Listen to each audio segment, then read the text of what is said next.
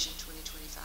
It goes back to when Ann Ellison was chairman of the Chamber of Commerce, and we realized that it was time to have an update on our vision.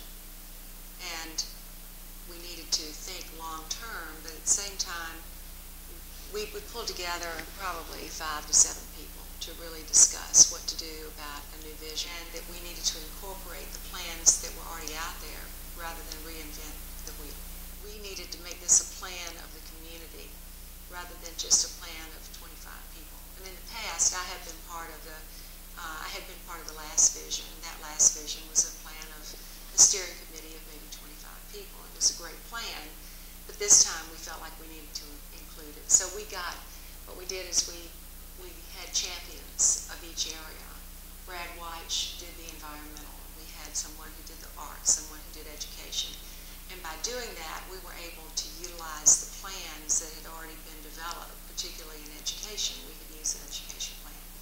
Not reinvent the wheel, but enhance what we already had. And those particular champions formed the executive committee of the vision. So that's essentially how we started working on it. And each area, the environmental area or the arts area, whatever, each area worked independently to develop their own part of the plan. And then we put it all together, and that's where George Fletcher in particular and Don Koontz really were just invaluable to try to help pull all of this together. So that's essentially sort of the process. And then when we wanted to roll Vision 2025 out to the public, we also were looking at someone who had been very involved in cutting-edge plans, and we brought in Carol Coletta. And I think she was just outstanding because we wanted to look at the vision of Greenville. 2025 is a long time from now, and what will the future be like in Greenville, and how can we energize Greenville, and why should we look to the year 2025 to have a vision? What kind of community do we want to be? And by bringing someone like Carol Coletta, we hope to energize a lot of people, and I think we did.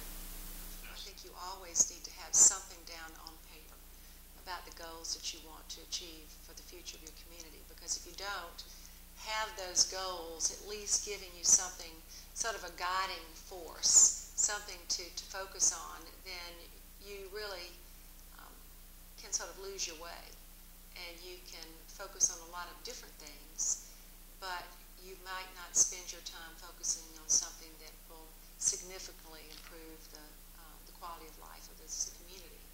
And I think by having it, my dad always used to be very involved in planning for the future with Greenville, and he, every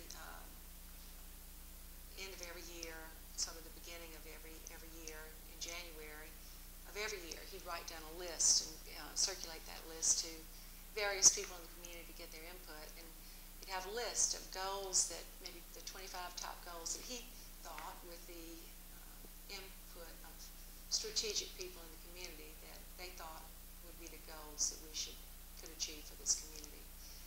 And he always felt that whenever you achieved something major, like building the Peace Center, building the Hyatt, the Governor's School for the Arts, that you always needed to put something, you always needed to have something else to look forward to. And in particular, ideally you have something that is coming out of the ground too, something that you can actually visualize. And they're all different parts of a vision. And education, and making education the #1 priority of this community, I think, is critical. And there are many different ways you can vision, but it is always good to have something that is, and even a bricks and mortar part of your vision, because people get excited about that. It's the next great thing. And without the community working together, you are never going to have the next great thing. This area has always been very entrepreneurial, very forward-thinking, and independent. And I think that we have been very fortunate to have those kinds of people here. And I think a lot of it has been, too, we've had some savvy business people along the way, and they have realized, because they were very involved not only with the local community. These people were involved with the national business community. They were able to realize trends and spot trends in advance of when maybe the local community might feel the effects of the trends. So, for instance, you know, Charlie Daniel and those people were able to understand that they needed to diversify this community. And of course, I mean, he was a builder, so he needed to diversify the community because otherwise he wasn't going to have any business. So some of this was altruistic, some of it was certainly driven by their own business acumen and needing to be good business people. But because these people had friends across the United States, they were able to network, and they had no hesitation about going and knocking on doors and calling on people and selling this region. And I think that we are lucky in this community that we've been able to attract people from outside the Greenville community. Fortunately, it's been an area that people want to come to, and we don't just depend on the people who were born and raised in Greenville. I feel personally that we have a community that's been very inclusive of other people coming into the community, and we want that because that's one of the things that's made this community great. And all the people that we've talked about, you know, who've been part of that vision in the past, they, for the most part, most of those people came from outside of Greenville. If we didn't have Vision 2025, we may still be doing the same thing, but we might not think of it as part of our vision for the future for this community. So by putting it down on paper, it helps keep us directed. That Greenville Forward has been invaluable to helping make that progress go forward.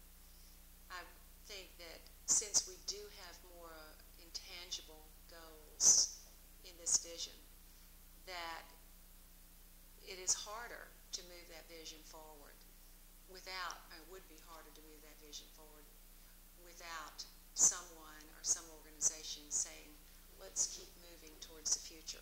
You know, this is what we said in the vision, keeping the green in Greenville. How do we achieve that? And taking that message around to organizations. And also the other part that I think is important with Greenville Forward is that it gives more people an opportunity to be part of this vision.